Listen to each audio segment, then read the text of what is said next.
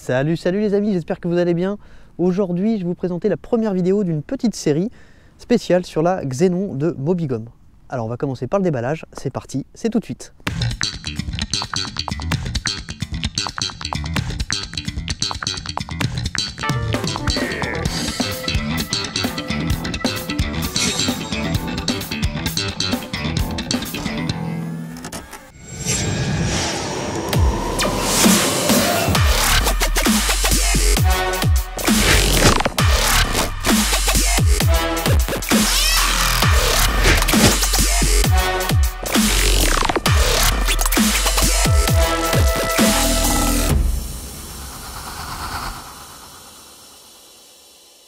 Alors voilà le carton, c'est un très gros carton parce que la trotte, vous allez voir, elle est plutôt volumineuse.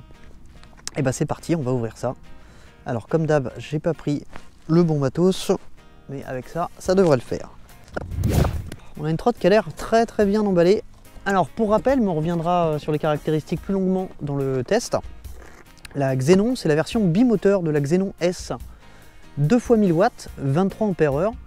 Et le tout pour moins de 1000 €. Donc c'est vraiment un placement de prix exceptionnel. C'est une trotte que j'affectionne particulièrement. De toute façon, toutes les trottes Mobigum ont un placement tarifaire très agressif. Là, on en a encore la preuve. À ma connaissance, il n'y a pas d'autres trottinettes de 23 ampères-heure et 2000 watts à moins de 1000 €. Alors voilà, le carton est ouvert. On va regarder un petit peu ce qu'on a là-dedans. Donc bien entendu, on a des gros caches en polystyrène. On va mettre sur le côté. La même chose derrière. Il se prend dans le garde-boue. Alors on va faire attention. En fait, je vais pas tirer ne tirez pas le polystyrène quand vous la récupérez du carton parce que le garde-boue est accroché dedans. Et c'est comme ça qu'on va le casser assez facilement. Donc on va le sortir tout de suite du carton. Alors c'est un beau bébé, hein. 28 kg. Alors qu'est-ce qu'on a de fourni avec? Donc ça, c'est forcément le chargeur. Donc c'est une 52 volts, hein, donc on a un chargeur de 58,8 volts pour 2 ampères-heure. C'est tout à fait ce qu'il faut. Encore heureux. On a ici le manuel d'utilisation spécifique pour la Xénon.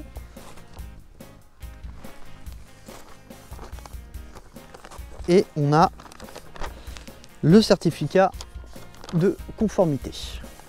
Ah, on a un petit toolkit. Toolkit, alors qu'est-ce qu'on a dedans?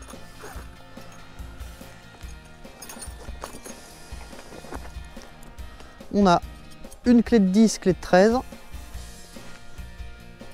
et on a un jeu de 4 BTR. Je ne pourrais pas vous dire le format, mais je suppose que c'est celle qu'il faut. On va pas se contenter de la déballer, on va aussi faire les premiers montages.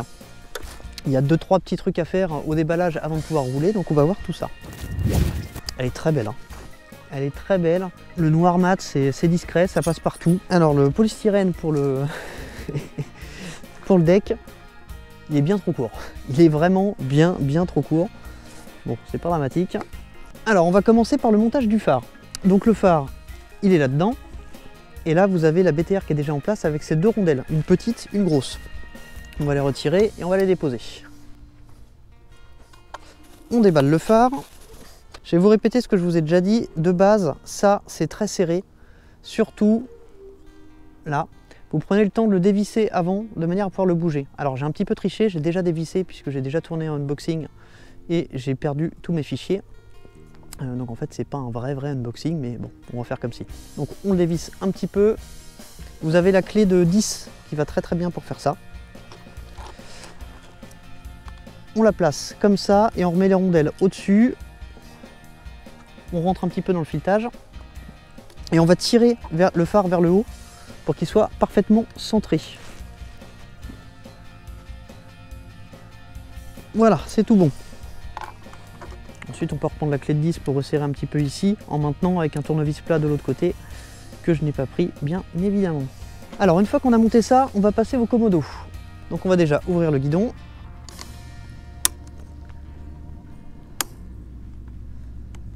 Voilà, et là, on se rend compte que tous les éléments sont à l'envers. Alors, on va déjà les placer. Grosso modo. Alors on va commencer par les freins. Les freins, c'est la plus grosse BTR et ça se passe juste en dessous, ici. Alors moi j'aime bien quand ils sont un peu inclinés comme ça en avant. Celui-là c'est fait. Alors surtout vous placez bien le frein le plus proche possible de la poignée afin de faciliter le pliage. Vous allez comprendre pourquoi. C'est tout bête, mais il faut le faire. Alors frein, c'est bon. Ensuite on va serrer le display. Donc là c'est la deuxième BTR en partant de la plus petite. Donc là on ne serre pas trop fort puisqu'on est sur du plastique. Le plastique, si on serre trop fort, ça va tout simplement casser. Ensuite, on va passer au contacteur à clé. Alors le contacteur à clé, c'est la plus petite BTR. C'est celle-ci. Ne regardez pas votre téléphone, c'est le mien. Alors, côté droit, on est bon.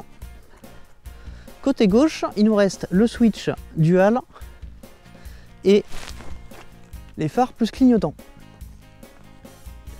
Alors tant qu'on est avec la plus petite BTR, c'est la même pour les boutons de feu et de clignotant.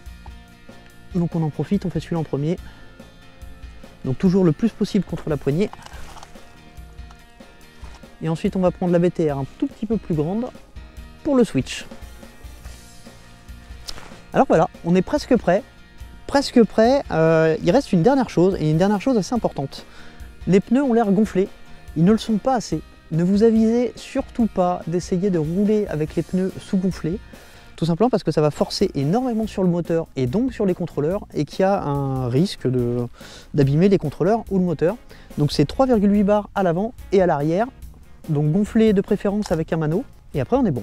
Allez, c'est parti. Voilà, donc les valves ne sont pas côté disque, elles sont à l'opposé, vous n'aurez pas de mal à les trouver. Alors 3,8 bars, ça se gonfle très vite. Alors vous voyez, ouais, d'origine, j'ai 3 bars. Bon, maintenant j'en ai beaucoup moins.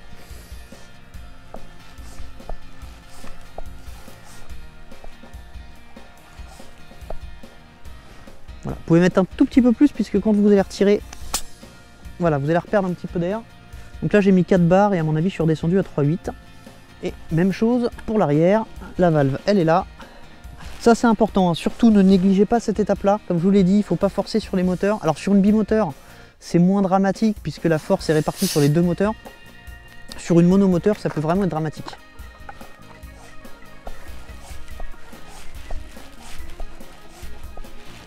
Voilà, 4 barres, on est bon. Je pense que j'en ai perdu un petit peu plus. Voilà, ici vous appuyez pour lever la goupille, vous libérez. Vous avancez et on sécurise comme ça. Et là, ça ne bouge plus. On remet les affaires dans le toolkit, gardez-les précieusement puisque de temps en temps il y a 2-3 petites choses à resserrer. Alors maintenant que c'est déballé, on va regarder un petit peu ce que ça donne à vide. Contacteur à clé, on a 56,6 volts donc elle est presque chargée à fond. Pour l'allumer, on reste appuyé sur le bouton. Vitesse 3. Ah, c'est silencieux. 55 au compteur à vide et ça les prend très vite. Et ben voilà, il n'y a plus qu'à tester. Voilà les amis, c'est terminé pour cette première petite vidéo de déballage. Le test va venir dans quelques jours, je vais le tourner maintenant. Il y aura aussi d'autres petites vidéos, notamment une pour le montage de la poignée de portage. Ça va être une petite vidéo rapide, très simple, et une vidéo un peu plus globale qui va concerner toutes les trottes à frein à disque mécanique, qui va être tout simplement le réglage correct des étriers. En attendant, si vous avez aimé la vidéo, je vous laisse me mettre un petit pouce levé. Si vous ne l'avez pas aimé, n'hésitez pas à me dire ce que vous n'avez pas aimé dans les commentaires. N'hésitez pas à vous abonner à la chaîne, à vous abonner à mon compte Insta, @TheZeroRider, c'est écrit juste en dessous. Et je vous dis à très bientôt. Salut